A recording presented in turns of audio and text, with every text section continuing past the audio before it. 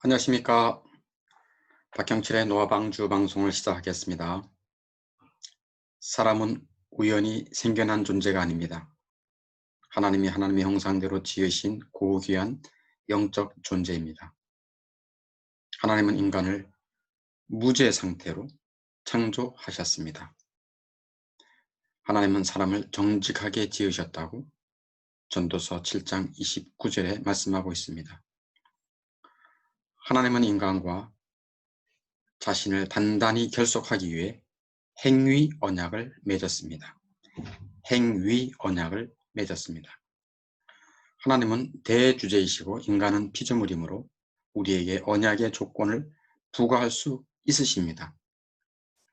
아담의 마음에는 율법이 새겨져 있었고 또한 율법을 지킬 능력도 있었습니다. 능력이 있었지만 지키지 않을 자유도 있었습니다. 행위 언약은 약속과 경고가 수반되어 있었는데 약속이라 함은 이것을 행하면 살리라 는 것입니다. 즉 영생을 약속하신 것입니다. 경고는 내가 먹는 날에는 반드시 죽으리라. 창세기 2장 17절의 말씀입니다. 히브리어 원어로는 내가 죄를 범하면 육체적 죽음과 함께 영원한 사망을 겪으리라는 것입니다.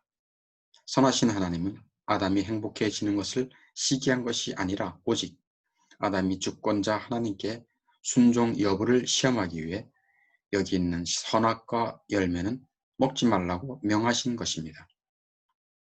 애굽의 바로 왕은 요셉을 자기 나라 총리로 세웠습니다. 그리고 모든 고난을 담고 있는 반지까지 주면서 그러나 내 왕좌는 건드려서는 안 된다라고 창세기 41장 40절에 말씀하고 있습니다. 하나님은 아담에게 그와 똑같이 행하신 것입니다. 하나님은 인간을 하나님의 형상으로 고귀하게 만들었습니다. 그리고 만물을 다스리는 왕권도 주셨습니다. 하나님의 율법을 지킬 수 있는 능력과 자유도 주셨습니다.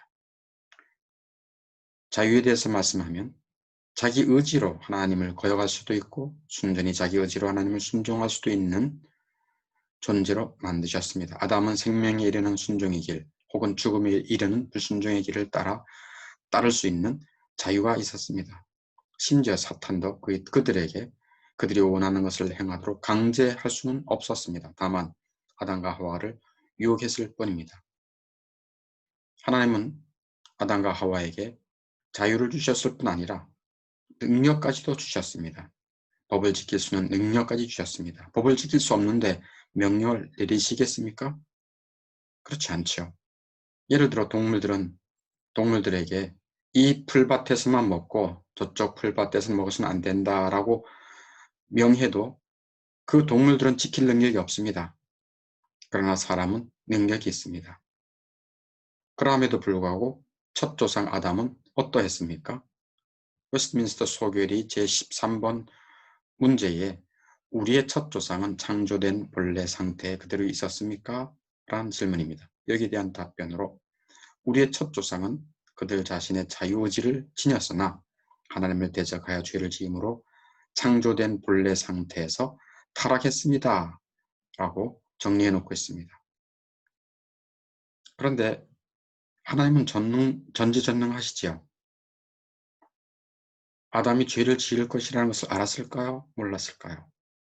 전지전능하시니까 알았겠죠. 예견했습니다. 그렇다면 왜 하나님은 아담이 법을 어기리라는 것을 예견하면서도 법을 주셨을까요?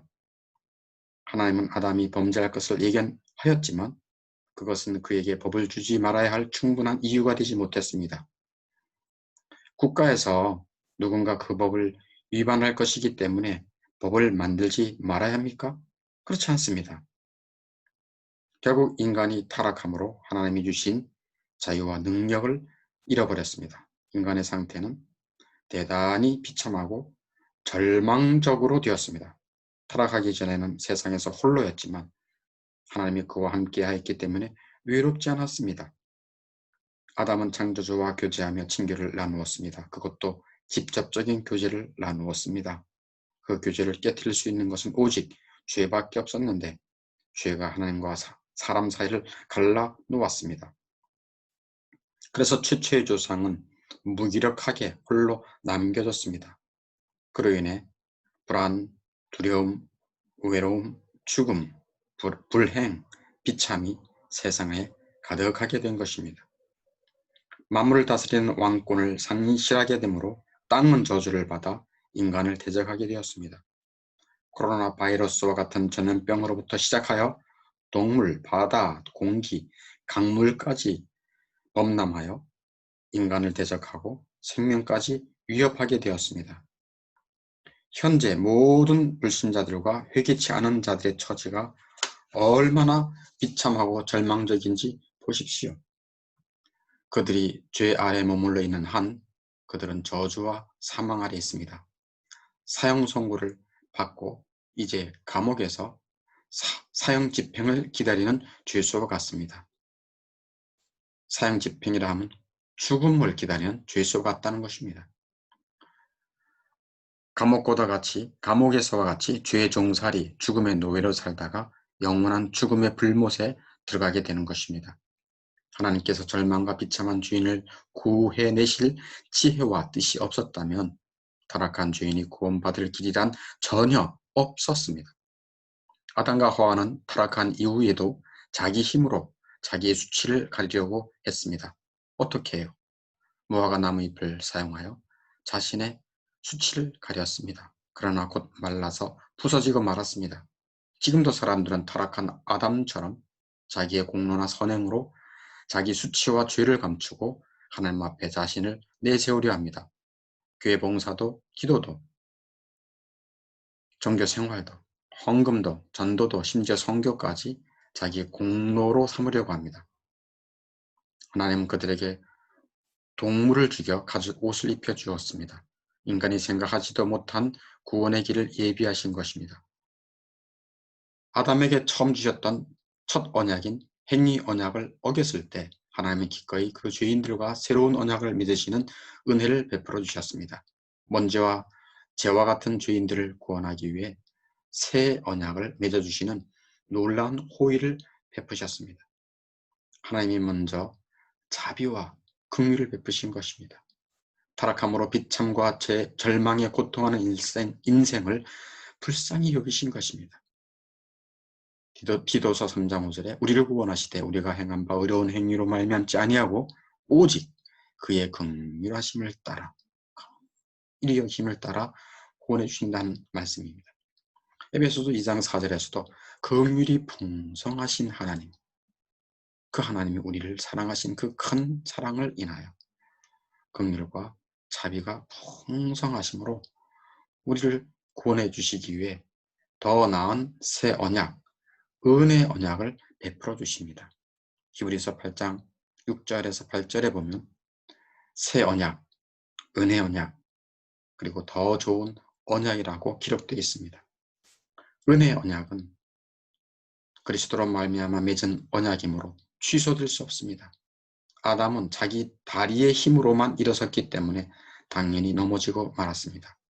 그러나 그리스도를 믿는 사람은 그리스도의 능력으로 일어서기 때문에 넘어지지 않습니다. 혹 넘어질 수 있지만 곧 일어납니다. 진정한 그리스도인들은 자기만의 문제에 빠져 살지 않습니다. 그리스도인은 세상과 구별되었기 때문에 다릅니다. 열매로 알 수 있습니다. 영혼 구원받은 자들은 행위로 열매가 나타납니다. 행위로 구원받지는 않지만 선한 행위는 그리스도인의 믿음의 열매입니다. 야고보서 2장 26절에 보면 영혼 없는 몸이 죽은 것 같이 행함 없는 믿음은 죽은 것이다 라고 말씀합니다. 그러므로 진정한 그리스도인은 첫째, 전도에 힘씁니다. 둘째, 자선에 힘씁니다. 그리스도께서 오셔서 전도하셨습니다. 진정한 그리스도인은 구원의 도, 십자가의 도, 진리의 도를 전하며 삽니다. 또한 그리스도께서 죄인들을 긍휼히 여기시고 모든 선을 보여주신 것처럼 그리스도인은 자비와 선행에 힘씁니다. 전도에 대해서 좀 말씀드리면 그리스도인은 그리스도께서 오신 가장 위대한 목적이 영혼 구원임을 알고 있습니다. 영혼보다 귀한 것이 없다는 것을 압니다. 나의 영혼을 구하기에 예수님이 고귀한 피를 흘려주셨음을 감격하며 사는 자들이 그리스도인입니다. 그러므로 그들은 자나 깨나 복음 전도에 힘씁니다. 예수님의 말씀을 기억하며 마가복음 16장 15절에 온 천하에 다니며 복음을 전하라.